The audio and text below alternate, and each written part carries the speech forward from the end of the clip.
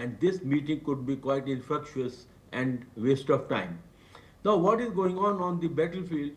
Primarily, both the sides are targeting the energy infrastructure because winters are coming soon. And once you target the energy infrastructure, that's going to have a deep impact on the public at large, and that will hit the morale of the public. And this strike on the Belgorod by the Ukrainian is one such operation. And well, it could quite cause a humanitarian crisis because in case the dam blows up, there would be flooding, and that means a certain degree of either the casualties or the civilians will be have to be displaced. So in nutshell, what I can say is that there are no indications that war in Ukraine is going to end anytime soon because President Putin is not in state of mind to end this war, and these type of strikes like the Russians yesterday on the Ukrainian capital is once again tells that it doesn't matter what the end result of the casualties are, but the war will go on. So I feel that this type of operation will carry on. I don't really see any end of the war anytime soon, Asuma. And yes, building on that, Major General, we don't see it slowing down. Instead we see it escalating with also the attack on dam, and then the attack on the strikes on Kyiv that has killed 2 people. Why do you think Russia made such statements? What do you think the timing suggests? Well, the war goes on 2 planes. One is the diplomatic and political plane, one is on the ground, that is on the battlefield.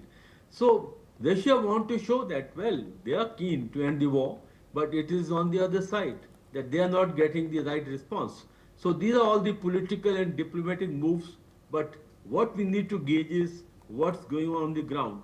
And there's no slowing of operations by Russia on the ground, and you rightly said that they are escalating, and now soon the winter will set in. The ground operation will almost come to a halt, but nonetheless, the aerial warfare will continue. And all I can say is that it is the diplomatic maneuvers that Russia is trying to convey to the world, but in actuality, the ground situation doesn't match with the political statement, Asuma.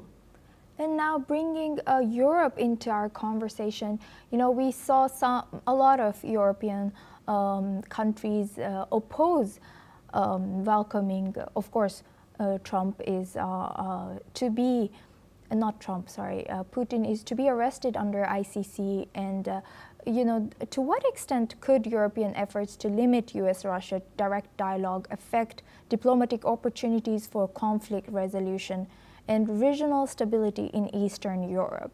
How do you see this? Well, the point is, Suma, Europe is directly affected with the operations that are going on. And you also saw the certain amount of escalation because Russia has been violating the airspace, especially in terms when it came to Poland, and then also on the Baltic republics lately there have been air violations. So to that extent, the Russians have been very provocative and possibly judging the European response. So I think Europe is now more closely involved in this war because Russia actually is provocating and also trying to gauge what is the European reaction and also trying to exploit the certain differences that are there between US and the European Union. But the point is that as far as European Union is concerned, it has certain constraints. Firstly, all the European countries are not on the same page and they don't see the war as such from the same lens. And the second point is, while they like to convey a strong message to Russia, they don't want to get involved in this war directly. So the point I'm trying to make is, while Russia is provocative, but at the same time, Europe doesn't want to escalate, but they will definitely increase the military support and otherwise the political support as well. And I think even President Trump has realized that Putin is not in mood to end the war. So I think those equipment and missiles, especially Tomahawk. There is a debate going on. Possibly, they could further increase the military aid because Ukraine can only survive and fight if only they get the weapons and the financial support. So I leave it at that, that as far as Europe is concerned, they will definitely like to uh, convey a message to Putin that their provocative action will be met very sternly, but at the same time, they won't like to get involved in this fight directly. Asuma. Yes, indeed. Always great learning from you, Major General. Thank you for sharing that. Please stay with us as we come back to you for our next discussion as well. Now we move on to Middle East. Yemen's Houthi rebels are reportedly expected to announce the deaths of several leaders that were killed in Israeli and American strikes. The group had earlier held off on making the declarations during the ongoing war in Gaza, maintaining an information blackout and postponing funerals until hostilities subsided. Only last week, Houthis reported that one of their senior-most military figures, Chief of Staff Mohammed Abd al-Karim al-Ghamari, was recently killed while carrying out his duties. Israel, too, had claimed responsibility for the strike that took his life. In other developments, the Houthis have recently detained 7 Yemeni UN workers on accusations of spying for Israel. Earlier this week, 20 UN staff members, including 15 foreigners, were released after being held in their compound following a sudden raid. Now for this discussion, we go back to retired Major General Gigi Dwivedi. He's a defense analyst, joins us live from New Delhi. Thank you very much, Major General, for staying with us.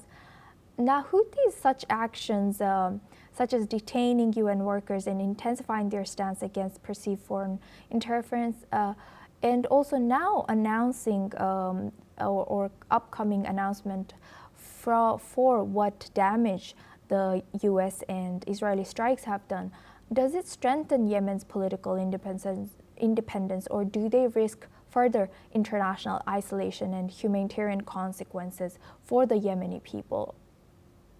Well, Asuma, first and foremost, in the last 2 years of Israeli operation against whether it is Hamas or Hezbollah or Houthis, have taken a very heavy toll of all these three outfits, and they have suffered extensively, especially because Israelis have targeted their leadership. And this is exactly what Houthis have been trying to suppress, because when you make it public that their leadership has suffered extensive damage, this lowers the morale of the rank and file of those outfits.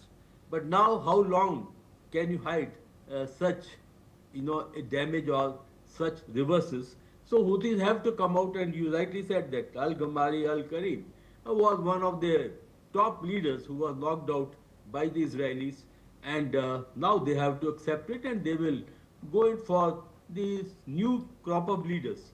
So point I'm trying to make is that over the last 2 years, all these outfits have suffered extensively, and especially their top leadership has been willy-nilly wiped out. Now there is a civil war is going on in Yemen, and Houthis are being still backed by the Iranians. Well, this war is on, and I don't think this is going to come to an end anytime soon, because Houthis still remain a force to reckon with, and they are not going to give up the gains what they have actually accrued the advantage on the ground. So I feel that these actions by either holding up hostages of local Yemeni citizens, or at times even holding hostages